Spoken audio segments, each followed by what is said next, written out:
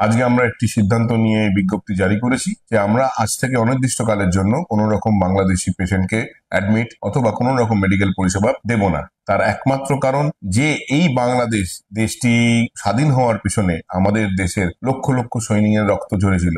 আজকে সেই দেশে আমাদের দেশের জাতীয় পতাকার অবমাননা করা হচ্ছে, তাকে পায়ের তলায় পিষ্ট করা হচ্ছে। অতএব তাদের সাথে আমাদের এই আর ভাব ভালোবাসা আপাতত দেখানোর কোনো দরকার নেই। আপাতত ভবিষ্যতে, এবং আমি এটাও চাইবো যে এই আমাদের এই হসপিটাল ফিল্ডে যারা যারা রয়েছেন সবারই এই সিদ্ধান্ত নেওয়া উচিত। কারণ আর সবার ঊর্ধ্বে কিন্তু আমাদের এই দেশ, আমরা এই দেশেই হাসপাতাল চালাচ্ছি। নিশ্চয়ই এই পরিষেবাটা মানব জাতির জন্য, কিন্তু যেটা বাংলাদেশে হচ্ছে সেটাও মানবিক নয়। প্রণাম করি ডাক্তার ইন্দ্রনীল সাহাকে, যিনি বলেছেন আমার দেশ আগে রোজগার পরে।